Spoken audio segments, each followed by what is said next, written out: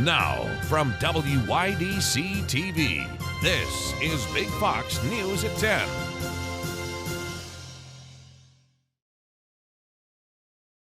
Good evening, I'm Anna Manuel. It's estimated that more than 12,000 children are living with brain tumors in the United States.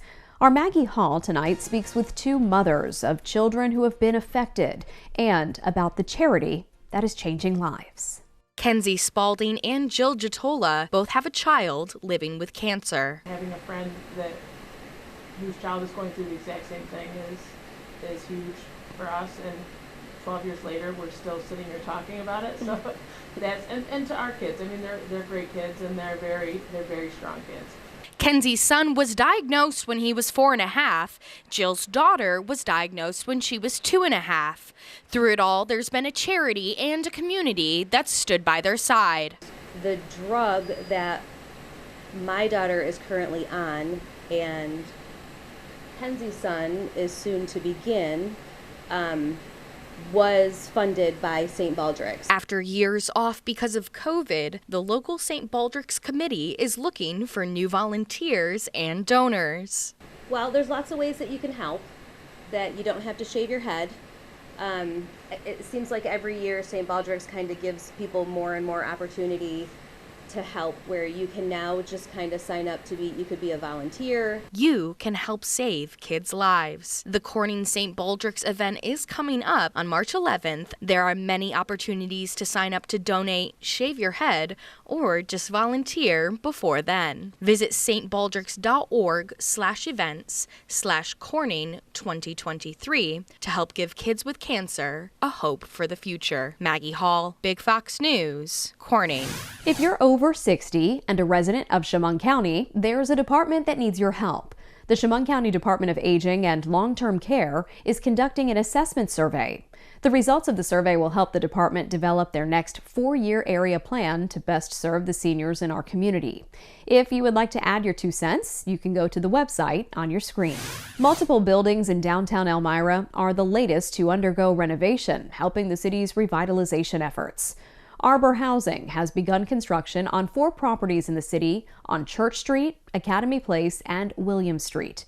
Construction is expected to be finished in late 2023 to early 2024, with leasing available by the spring of 2024. The Sayre Police Department says they've found THC-laced products and marijuana after executing a search warrant at a local smoke shop. Sayre Police, in partnership with the Bradford County Drug Task Force, conducted the search at XL Smoke Shop in Sayre. Police reported finding several items that contained THC, including vape pens and candy. The investigation remains ongoing, and arrests are expected to follow. With the big game this Sunday, local businesses are gearing up for game day orders. Big Fox's Josh Feldberg spoke with Picnic Pizza about how they're preparing for the Super Bowl. This Sunday, millions of pizzas and wings will be ordered for Super Bowl celebrations as people get ready for the final game of the NFL season. Like most pizzerias across the country, Picnic Pizza in Horseheads and Big Flats are planning for one of their busiest days of the year. We come in early and pre-cook like 5 cases of wings, and then it's just nonstop from 1 o'clock until basically the game starts. And then it just dies right out. But we have like sheets prepped, sauce, cheese. I mean, if you walked in our cooler right now, you... With most businesses and restaurants getting slammed Sunday evening, ordering ahead of time is one way to avoid long wait times on your food. I would start calling like tomorrow, Saturday, just because we keep an order, and then like we'll set it up all for the times that they're coming, pizza and wings. So, I mean, the earliest you can get it in would be amazing and very helpful. If you are hosting a Super Bowl event this weekend, don't sour the party by having guests go hungry waiting for pizza and wings. We're here for you. We have your Super Bowl needs. I mean, we're ready. There's nothing more I can say. We're just ready for it. So it better be a good game. Not really sure who's playing, but... Josh Feldberg, Big Fox News. And remember, you can watch the Super Bowl this Sunday right here on Big Fox. Buffalo Bill Damar Hamlin has been announced as this year's Alan Page Community Award recipient. The Alan Page Community Award is the highest honor that the NFL Players Association can bestow upon a player. It annually recognizes one player who goes above and beyond to perform community service in his team, city, or hometown. I plan to never take this position for granted and always have an urgent approach in making a difference in the community where I come from and also communities across the world. Hamlin noted that it's a blessing to be a blessing while accepting his award. Turning to politics, and the president traveling to the senior-filled battleground state of Florida today to discuss Social Security and Medicare. Caroline Shively has more from Washington. President Biden headed to sunny Florida Thursday morning to discuss two of the hottest topics in politics, Social Security and Medicare. The trip follows 2 days of the president making these claims. A lot of Republicans, their dream is to cut Social Security and Medicare. Well, let me just say this. It's your dream, but I'm going to, my veto pen, make it a nightmare. Republicans say it's simply not true. He's now back on the campaign trail, and the big lie is part of that, right? The president not backing down, with White House officials sending out a list of Republican proposals they say supports his claims. The Republican Study Committee, that's 160 of the Republicans in the Congress right now, called for raising the Social Security retirement age to 70 and the Medicare age to 67. The president accuses Florida Senator Rick Scott of wanting to sunset Social Security and Medicare. Scott is on record supporting efforts to let federal legislation expire every 5 years. But it appears the president also backed similar efforts as a senator. When I argued that we should freeze federal spending, I meant Social Security as well. I meant Medicare and Medicaid. I meant veterans benefits. I meant every single solitary thing in the government. What a hypocrite. He's coming to my state right now. I put an ad up. I mean, this guy ought to resign. President Biden is set to release his budget proposal on March 9th, detailing his plans for entitlements. The White House is pressuring House Republican leadership to do the same. In Washington, Caroline Shively, Fox News. Senator John Fetterman is in the hospital. The Pennsylvania Democrat was admitted to George Washington University Hospital last night after feeling lightheaded while attending a Senate Democrat retreat. In a statement, Fetterman's communication director said initial tests did not show evidence of a new stroke. The senator suffered a stroke on the campaign trail in 2022. The State Department confirming that at least 3 Americans were killed in Turkey in earthquakes that struck the region on Monday. Greg Palcott has more. Another dramatic rescue here in Turkey. A 9-year-old girl and her father pulled out of the rubble after being buried for 80 hours. But those rescues are becoming rare as we enter the 4th day since a pair of devastating earthquakes hit the Turkey-Syria border region.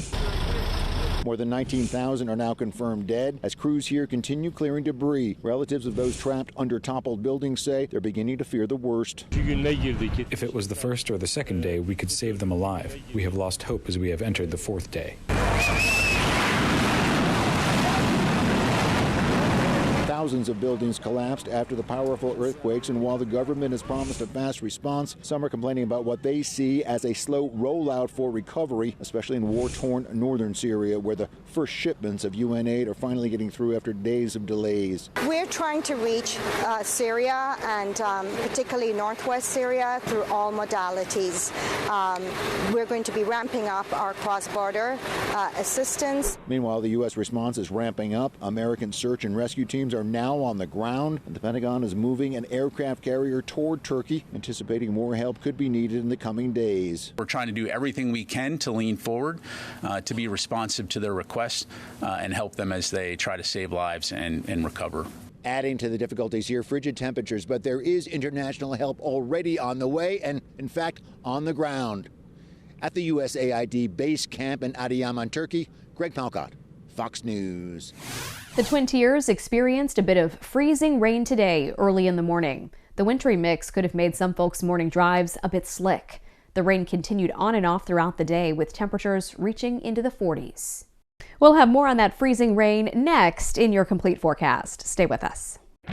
Here's your local stock market update from Big Fox.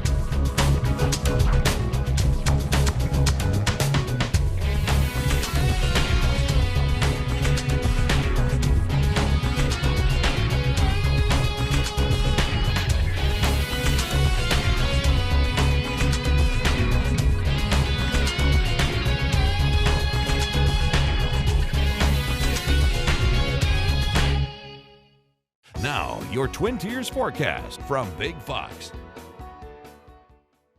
We had a quick start to our Thursday as we stepped out the door to some of that light freezing rain that transitioned over to some light rain showers. Didn't see impressive numbers come through, but we were expecting a lighter rainfall, and we stay underneath some of those isolated showers. But note that we're currently within this warm and dry pocket. It's still bringing again a stray shower or two, but it has built our temperatures into the 50s. So we'll round off our Thursday as well as technically signal our Friday with a high temperature into those 50s. But we step into Friday with a cooling potential as you'll see the southwesterly wind starts to turn more westerly, and then we'll get more of a northerly wind into the end of the day Friday. Now, cloud cover is going to help to keep temperatures steady throughout our Friday forecast with some quiet conditions, but note that that wind gust is going to be a little blustery into the morning hours, up to 30 to 40 miles per hour. Not looking at widespread concerns, could see some isolated maybe power outages or tree limbs down from these wind gusts, but these will be calming into our Friday for a pretty quiet setup into our last day of the work week. Now, we'll have a few snow showers of a possibility, mainly well off to the north into the Finger Lakes. There could be some of that lake effect snowfall in places. We start to wrap in some of that cooler air on the backside of that low pressure system that has brought areas of that rain. Now, as that cooler air works in, it will allow for temperatures to cool into our Saturday.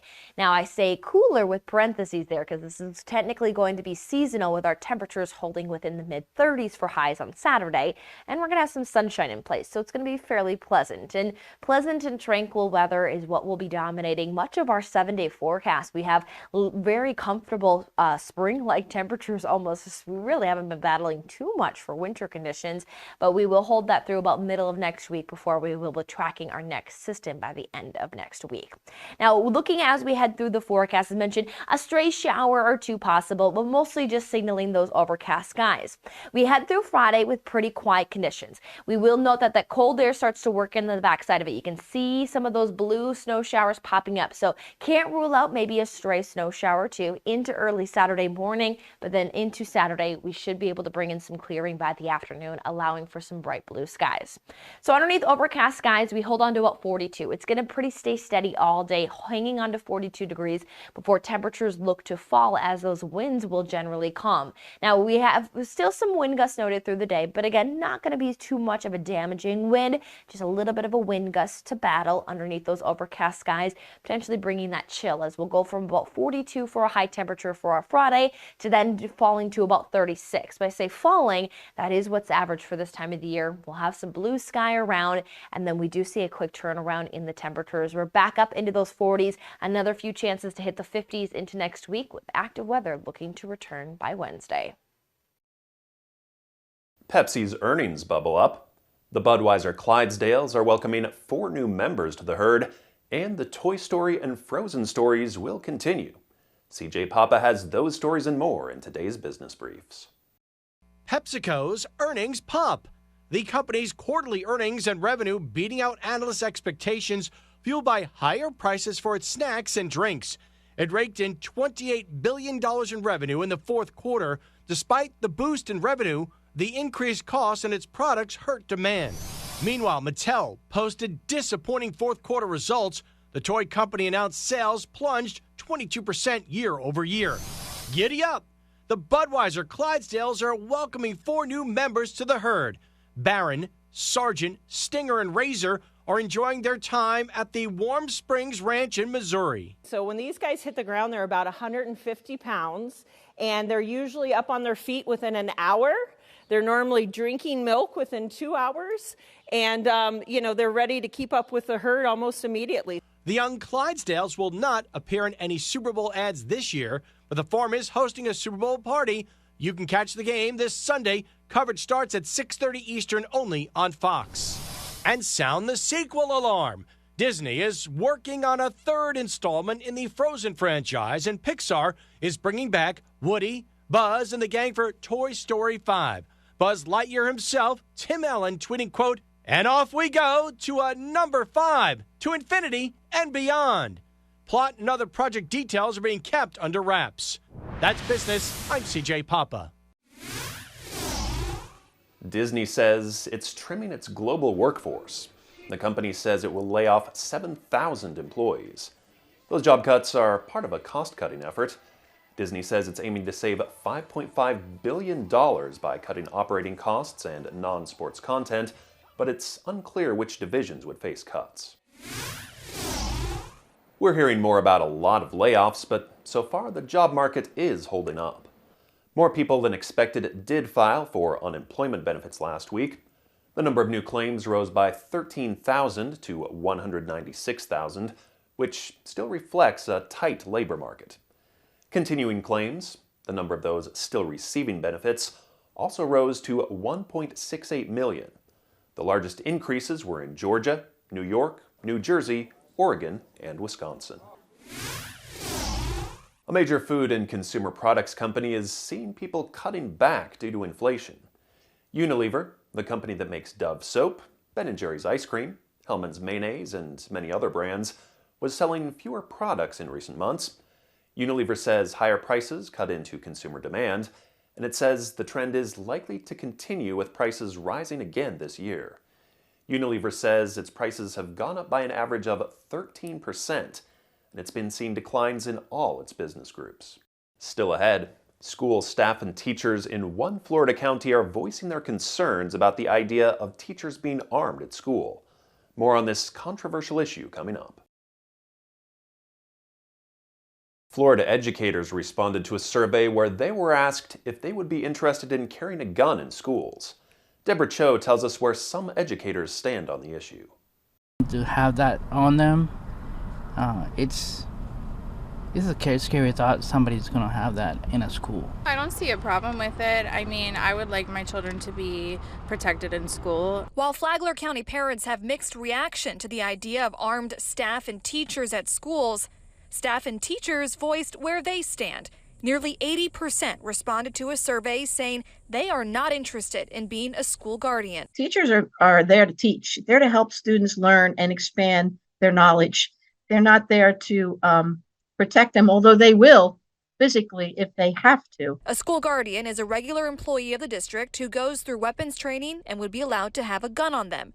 402 people that took the survey said they were not interested.